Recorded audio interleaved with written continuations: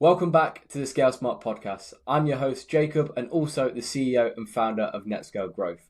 Today, I have the pleasure of being joined by Manuel Zorzi, the co-founder of SNKI. Manuel, thank you for joining me today on the podcast. So, Manuel, kick us off. Tell me a little bit about yourself and what does SNKI do? I'm trained philosopher, but realized that you don't earn a lot of money with that, and ended up in being a project manager in digital agencies, and learned that if you can translate between business and technology, that works quite well. I did an MBA program, and somebody gave me a little bit of money to found a AI startup. It was 2020, 21, and there wasn't ChatGPT around, no large language models, and so it was a little bit too less money, a bit naive.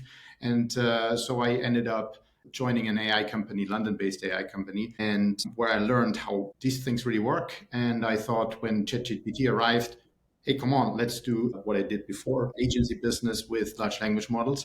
And I founded a AI consultancy here based in Munich, Germany, where we help mid-cap, like more like manufacturing companies and these kind of things, like the backbone of German industry to use large language models to automate their business processes. So the company was founded last June. I did this full time, do this full time now for like since July.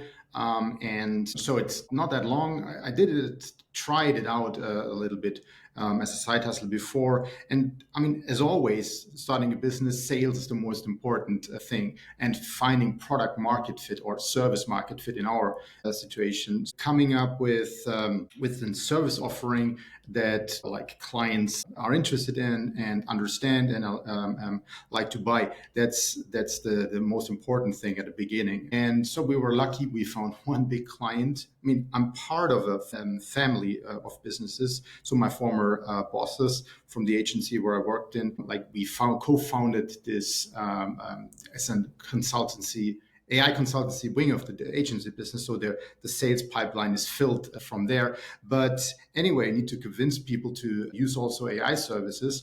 And we had one big client that brought us more or less up until now with smaller projects starting. But to find then something that works for these mid-cap clients, something that you can scale, you can repeat, that's been the ongoing challenge, let's say.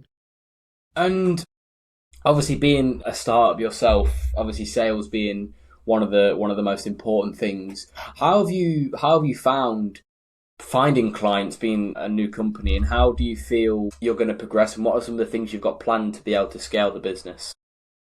Well, I think I'm seasoned in a way that I'm not beginning 20s, I'm over 40. So I have some kind of a history in business and being a project manager consultant. I know clients personally. That's an advantage when you try and reach out and find new clients. So the first thing always has been for me to go to my network, contact people I worked with before that where we have trust and loyalty, say, look, I'm doing that now. Is this interesting for you? And that were the first clients that I found. So you have like benevolent people around you. So, and there you learn. And from that, the same thing is happening now with the clients coming from the broader agency background. When there's a website relaunch, then you say, okay, let's do a chatbot or let's do like a content generation system as part of this bigger project. That's like everything like on network side of things. And the other thing is then how to scale it.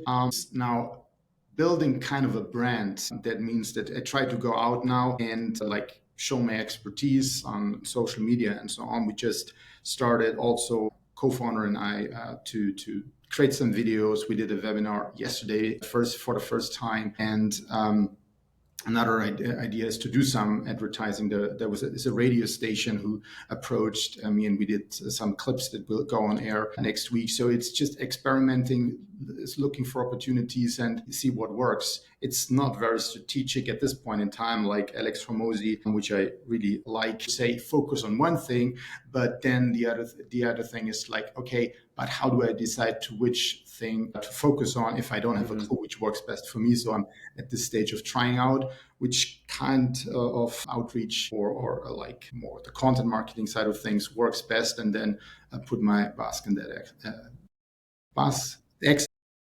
That's the one. So, Manuel, your work emphasizes digital customer experiences in the B2B sector, right? So what unique challenges do a lot of B2B companies face within digital transformation, and how do you guys address them? Well, when I look at the not the corporations, but like the startups, but the mid-tier of companies, I guess the challenge they face is that they have like big, rather like let's say big IT infrastructures, legacy systems. They're very fragmented, and they have an ERP system. Well, somebody decided to introduce that one, and then it's there, and maybe they have done an SAP migration, or they haven't. They might have Salesforce as a CRM, but most don't. They have something. Maybe they are completely on a Microsoft stack, which, well, then they could use all the Microsoft tools to build agents and do AI things. But if it's fragmented,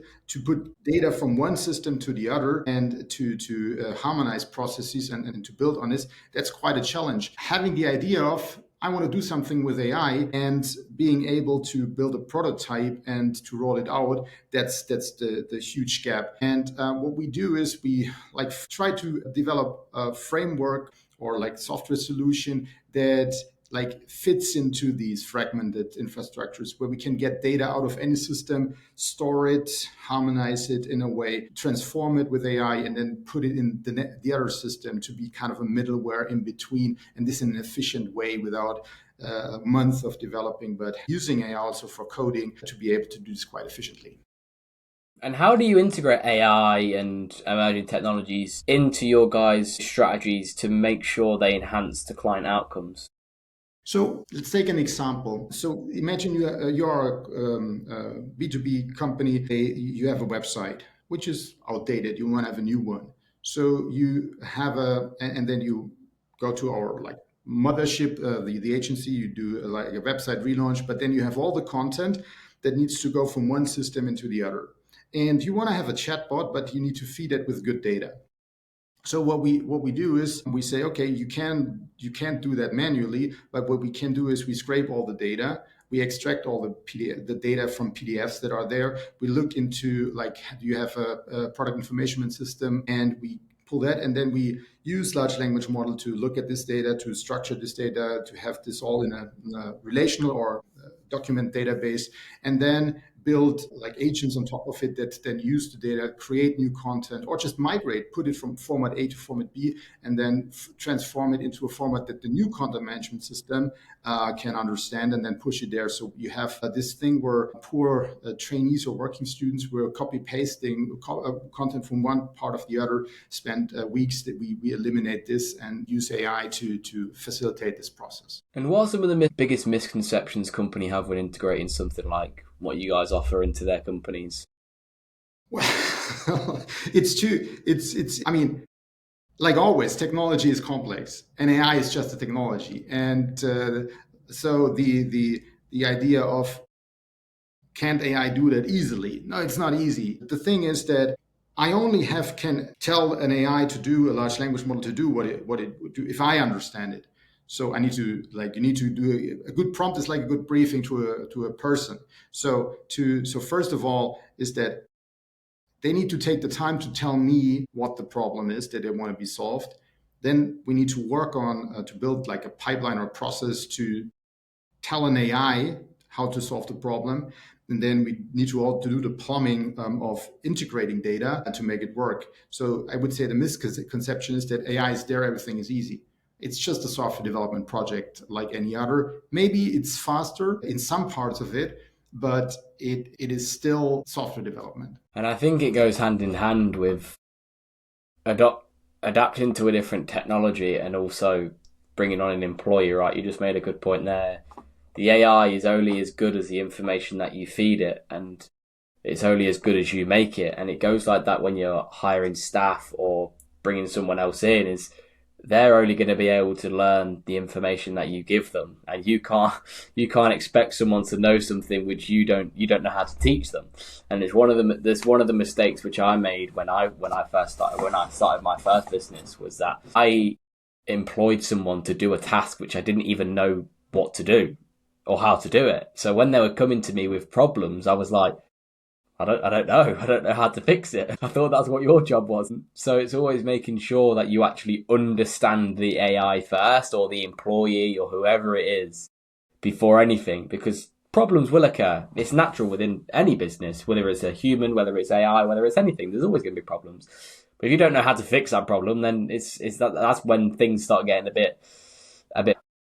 Yeah, exactly. And I think you made also a very good point in the AI can treat it really like at the moment, the models that we use, they are like a working student, maybe like a junior developer or copywriter or anything else. You need to tell them really well what you expect.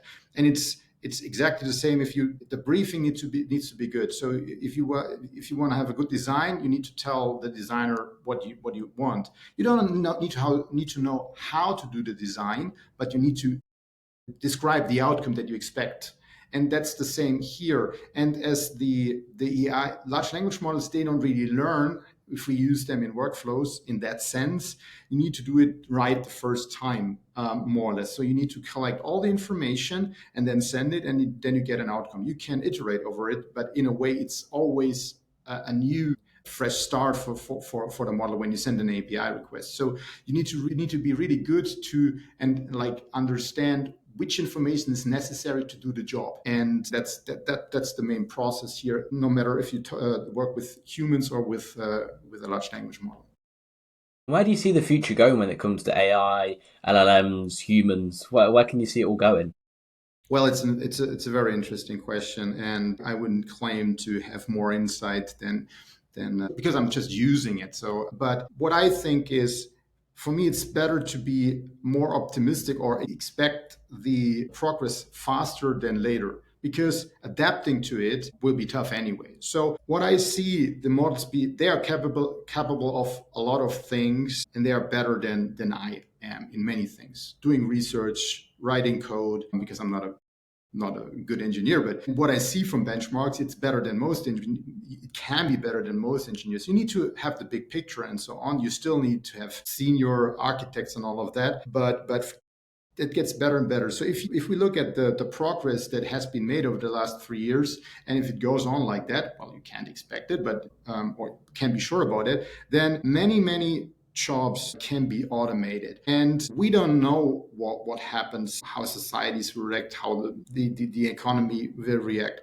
But I'd rather expect huge change and be flexible and find niches where I'm still relevant.